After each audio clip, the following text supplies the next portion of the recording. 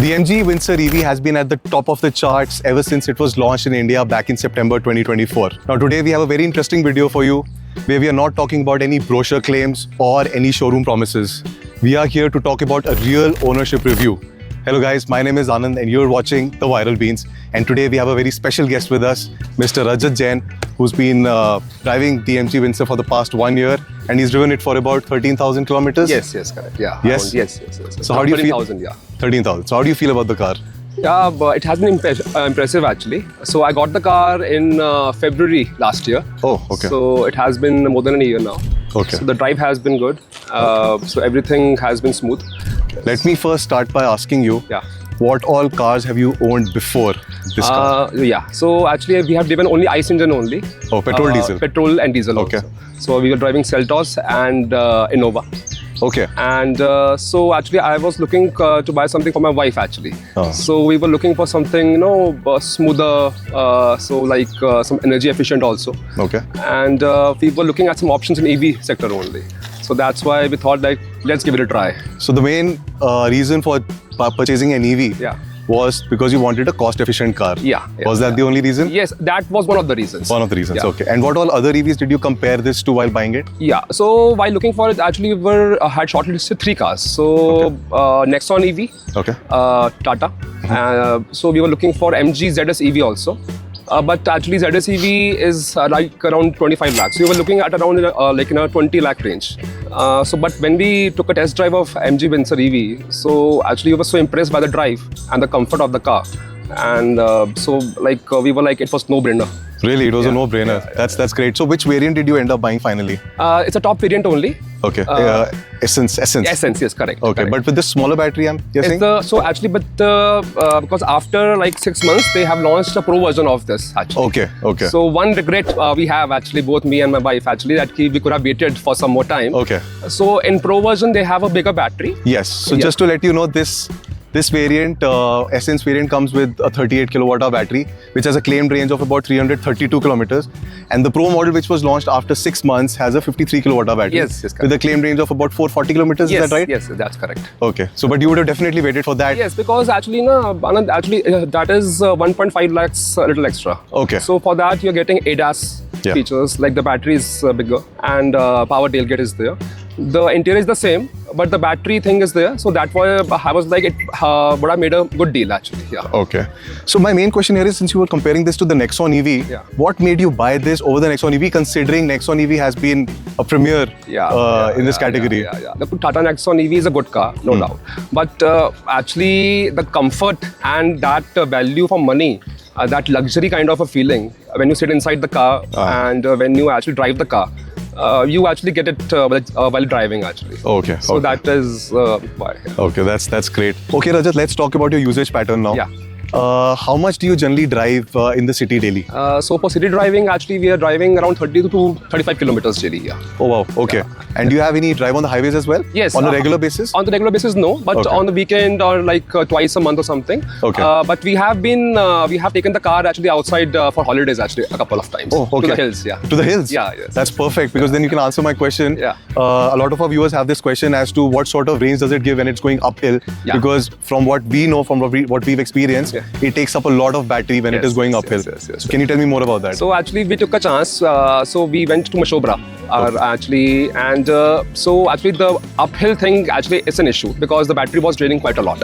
So I got a lot by, I mean to say that in the morning the battery was like totally full. The range was 330 kilometers.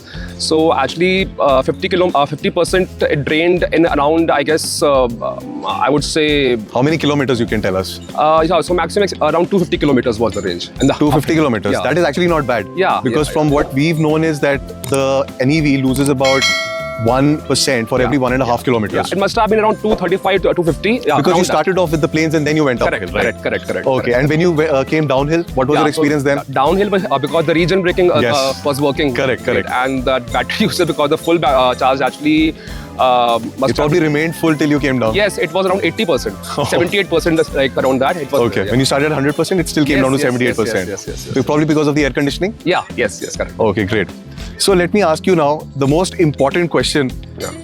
How much range are you overall getting when you drive in the city? So in the city driving, actually, Anand, I'm driving mostly on the normal mode. So it has like 4 modes, no? Yes. Normal, sports, eco, and eco plus also. Okay. So for eco drive, if I do so, I will get the whole 330 kilometers. Oh, you do? Even after the after using it for 1 year complete year.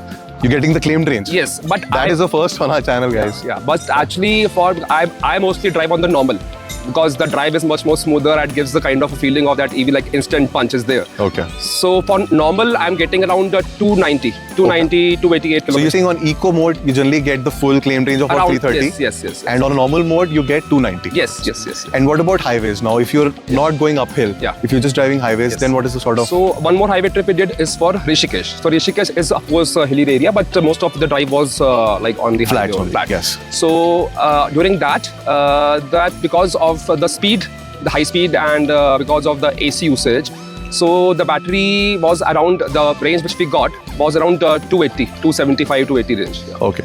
So what we've noticed is on the highways, if you're driving at a consistent speed of about 60 to 80, that is a sweet spot to get the maximum range out of the car. Yes. But clearly on the highways, you don't want to drive at that speed. So if you're driving at 100, 110, the range will definitely go down. Yes. Okay, Rajat, let's talk about your charging experience now. Yeah. How often do you charge this car every week, considering you drive about 35 kilometers a day? Yeah, so Anand, I am charging it here around twice a week.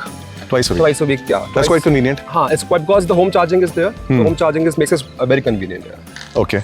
And how long does it generally take you to charge? So actually, I mostly charge it when the car battery is around at the range of 20% mostly. Okay. So, and I do the overnight charging. That's perfect. And overnight charging takes around 6 hours, 5-6 hours, around like that. So by the time you're up and ready to go, the car is fully charged. Yes. Okay. That's very convenient. And I'm assuming you have a 7 kilowatt hour charger? Yes. And that you got with the car, or you had to purchase separately? No, we get that with the car only. So did you have to pay anything additional for that? Nothing. Actually, even that charging setup now, which they do, they come at your house and they set it up without any charge. Only the wiring thing for that they charge. Yeah. They just calculate the amount of wiring. The additional wiring from your meter up to the charging point. Correct, is that right? Correct. Okay. And I'm assuming you mostly charge at home only? Yes, I do. During your normal course? Yes. And you also mentioned you've been to places like Rishikesh, on the highways you've traveled a bit. Yes. So Chandigarh also we have been. Chandigarh also. So I'm sure you had to charge in between at a DC fast charger? Yes. So how was that experience? The experience was pretty good. Yeah, actually on these highways now, the infrastructure is not bad right now. The infrastructure is good, but the only thing is actually because there are like various apps. Yes. Because there are various companies which are giving that infrastructure. So you have to download different apps when you have to start the charging. You have to scan the thing and actually start the charging. So that is a bit of a hassle.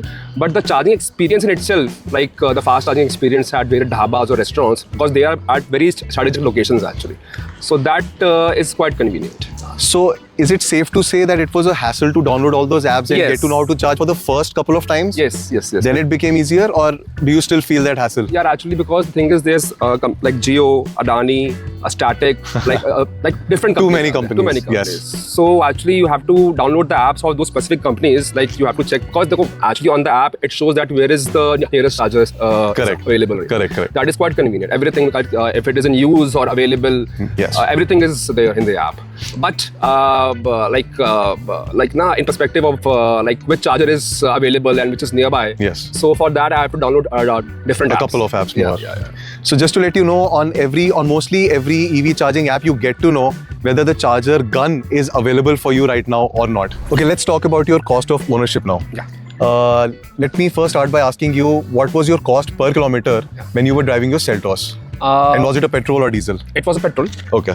It is a petrol, and the cost of driving for that was around, I would say, 7 to 8 rupees per kilometer. Okay. Yeah. And now, so for this, it is around 1.5 rupees per kilometer. Wow. Yeah, so you're effectively saving about 5.5 rupees per kilometer. Yes, correct. And as you mentioned earlier, you're driving about 35 kilometers a day. Yes. So effectively, it's about 1,000 a month. Yes. So you're saving 5,500 every month. Around 4,500 to 5,000 we are saving every month. Okay. And my electricity bill cost, actually, that might have increased. That has increased by 2,500 rupees. 2,500 rupees. Yeah. Obviously, I mean, if you're charging the car, you will be paying for it at the end of the day. Yes. But overall, you're still saving. Yes. And what about any service? Have you gone for any service in this first 1 year of ownership? Yeah. So the car has gone for 2 services. Okay. So actually, for the EV thing, actually the service timing actually is a bit different.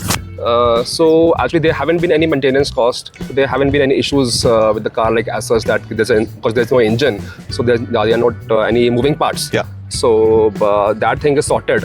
and I have done out the 15,000 kilometer Service will be due next. Yes.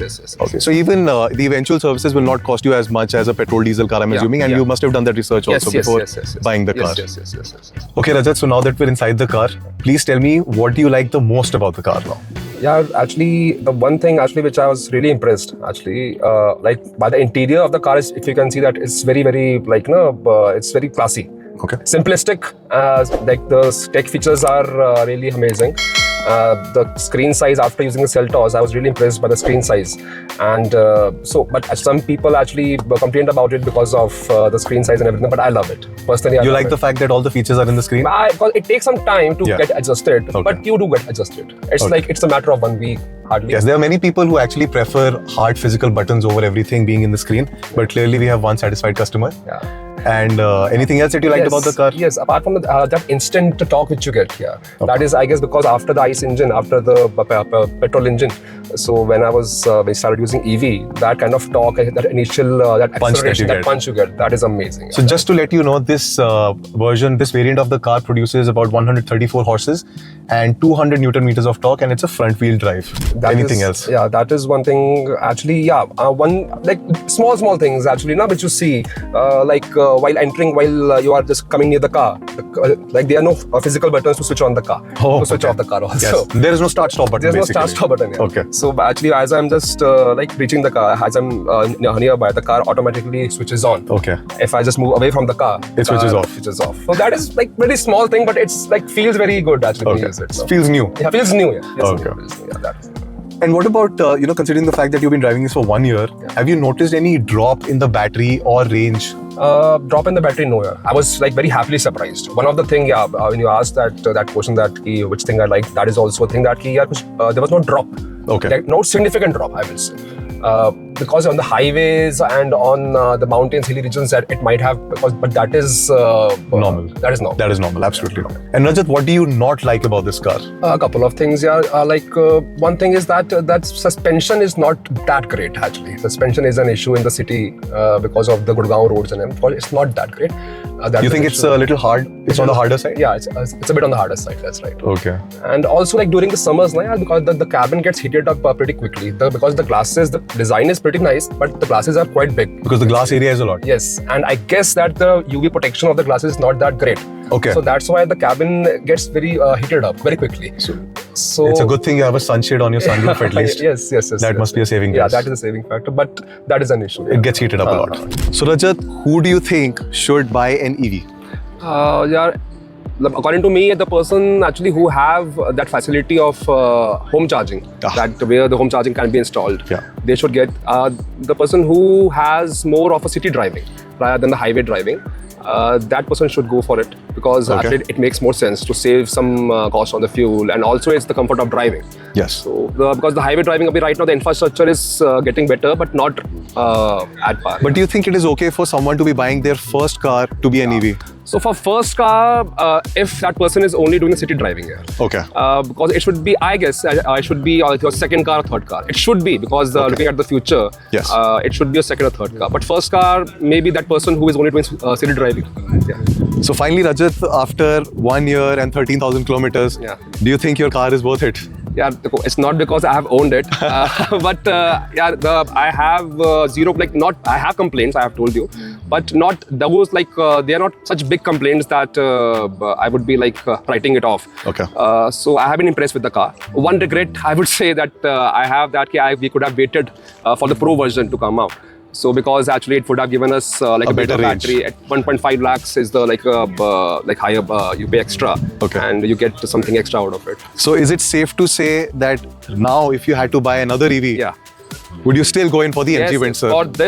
For this price range, in this price bracket, I don't think so. Right now, there's no there's no competition right now, because that comfort, that luxury feeling which you get, that is because of the MG factor is there. I don't know, but yes, that thing, because nothing against the Tata or Mahindra cars. Yes. But that MG factor is, I will say, is there. Yeah, that comfort feeling is there. Yeah. Thank you so much, Rajat, for being with us today, most for all your insights about the MG Windsor. Anytime. And guys, if you like this video, please like it, share it, and subscribe to our channel, The Viral Beans.